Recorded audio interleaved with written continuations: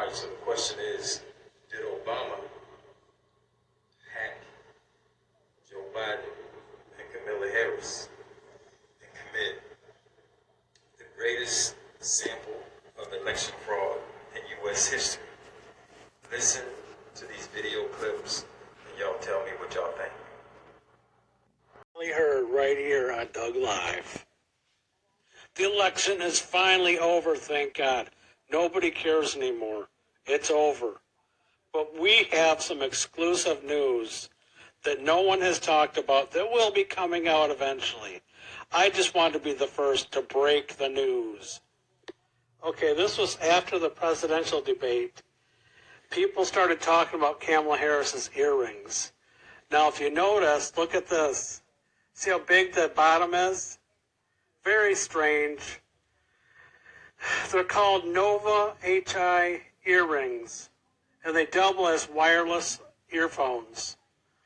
And everybody on the internet was going nuts about this, saying that Kamala was recording or had an earpiece that would give her the answers. If you notice, here's what I'm going to tell you right now. You'll notice this, and every time she speaks, the left ear is exposed always. And the right ear, the hair is covering her ear. So I think Barack Obama is listening on the left ear, and he's speaking to her in her right ear, a different device.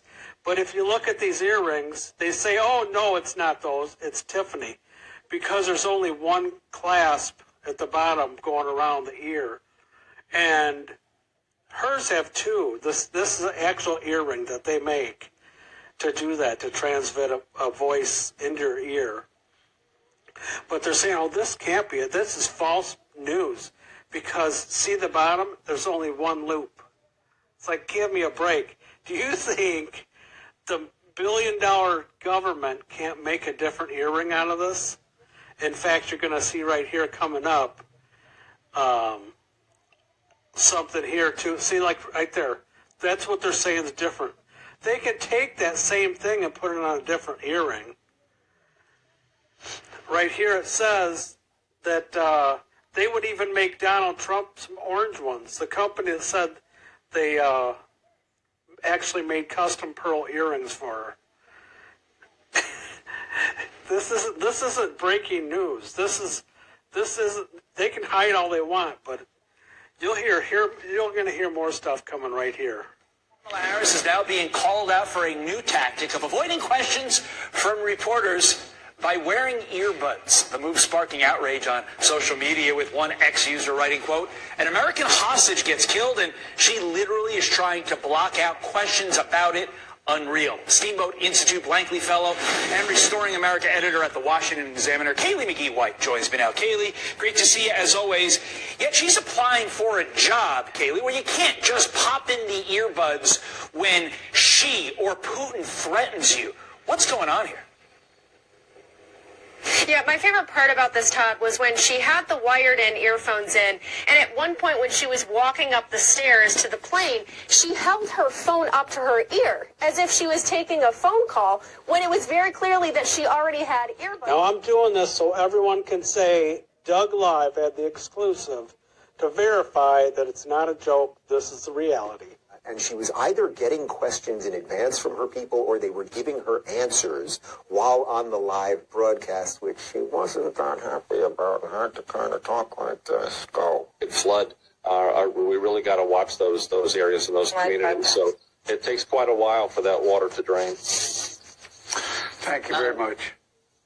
Hey, Ken, I have a question for you. You mentioned words matter, and I know there is a lot of media following this brief.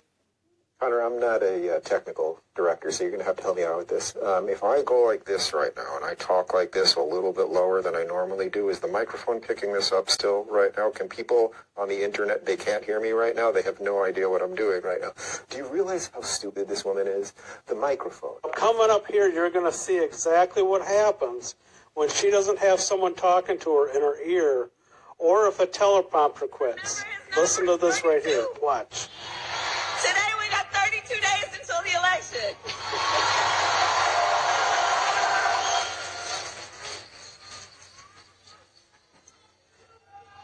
So 32 days. 32 days. Okay, we got some business to do. All right. 32 days. And we know we will do it.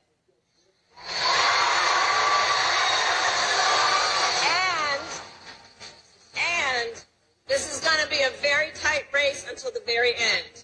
This is going to be a very tight race until the very end. We are the underdog. No, we have some. Okay, here's the same example of Cardi B. They asked Cardi B to come, and Cardi B had no idea what to say. This is all scripted. But watch this. Once the teleprompter doesn't pull up, she has nothing. She doesn't know what to say. She doesn't even know why she's there.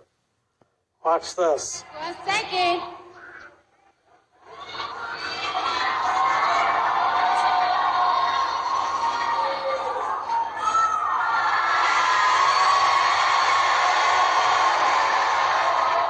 Okay, so I don't take lightly the call. Sorry guys, I'm a little nervous. Guys. I've been waiting for this moment this whole life, my whole life.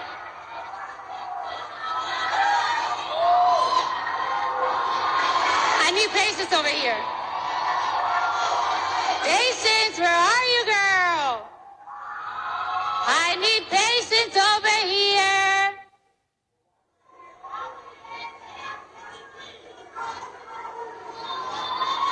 Hold on. How you guys doing tonight?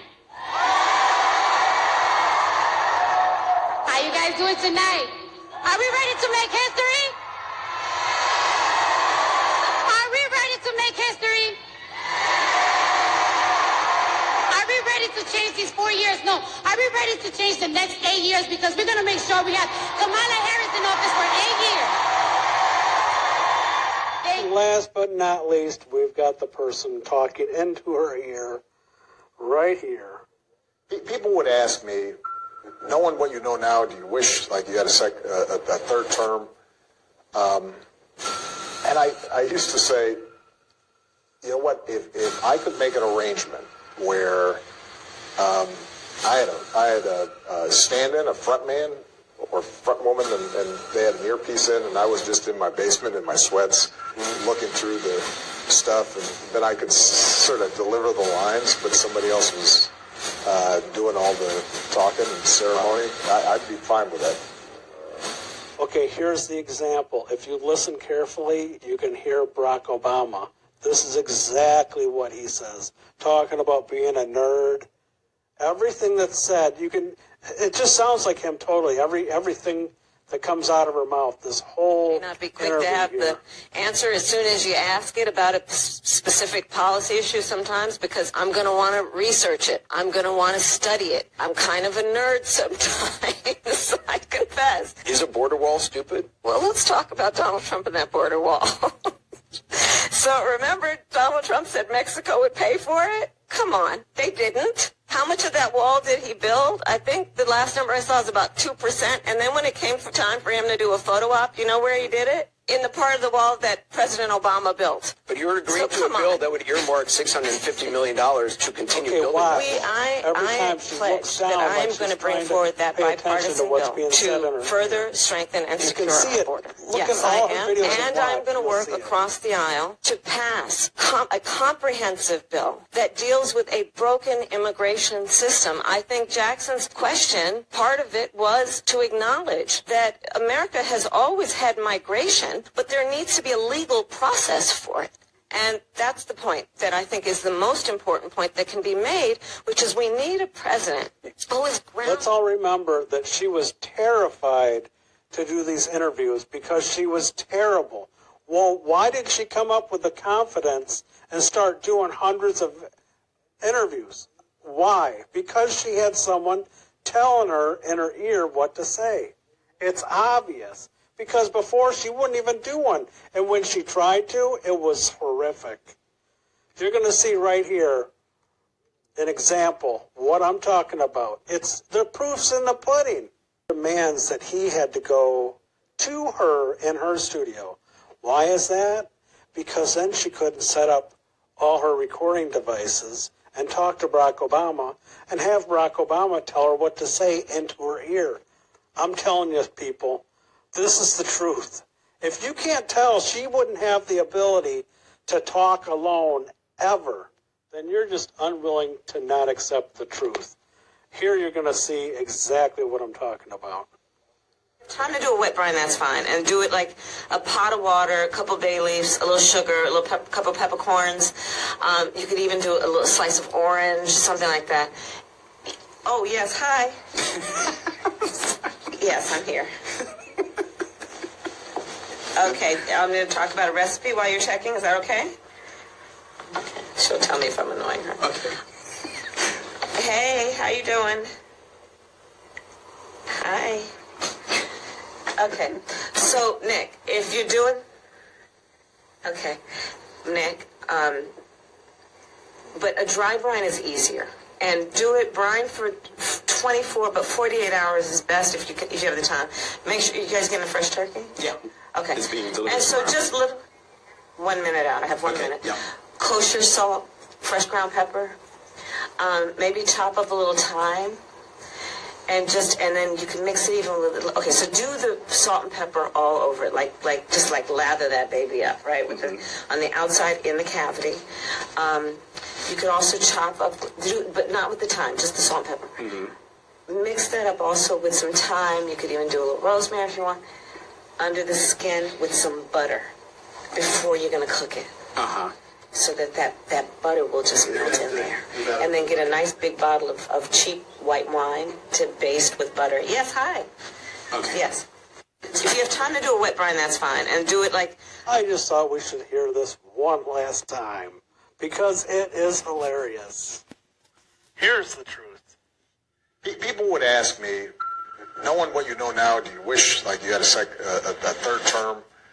And I used to say, you know what? If I could make an arrangement where I had a stand-in, a front man or front woman, and they had an earpiece in, and I was just in my basement in my sweats, looking through the stuff, and then I could sort of deliver the lines, but somebody else was doing all the talking and ceremony. I'd be fine with that. The really big thing is hacking human beings. To hack human beings, you need a lot of biological knowledge, a lot of computing power, and especially a lot of data. If you have enough data about me, and enough computing power and biological knowledge, you can hack my body, my brain, my life. You can reach a point when you know me better than I know myself. And once you reach that point, and we are very close to that point, then democracy, the free market as we have, and actually all political systems, also authoritarian regimes, we have no idea what happens once you pass that point. I'm going to talk a lot about these things and other things that we need to focus on in the future, right? Because we're thinking about the short term right now. You know, there's something that's been on my mind for a while. I made videos about this, about technology that we're unaware of. They're out here tapping into our frequency because, you know, we're just energy beings, bro. The technology for them to tap into our heads and mess with our minds and mess with our dreams and mess with our memories has been there, and there's no legislation for that. So I want to be one of the first ones to revolutionize having legislation to protect our own thoughts and our biggest form of privacy, which is our own conscience. Everybody thinks it's sci-fi, but it's scary to believe that this is not new technology that's been happening. And I know I'm getting a little off topic about the election, bro, but I think a lot of things forward, bro.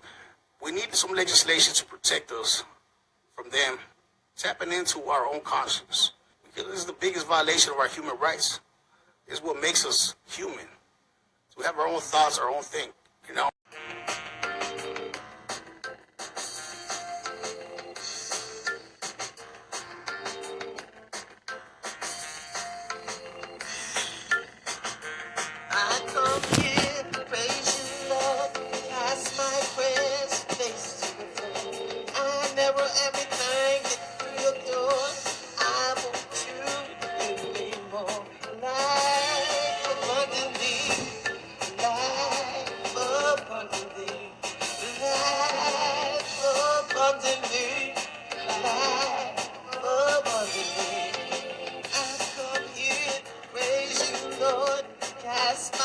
yes.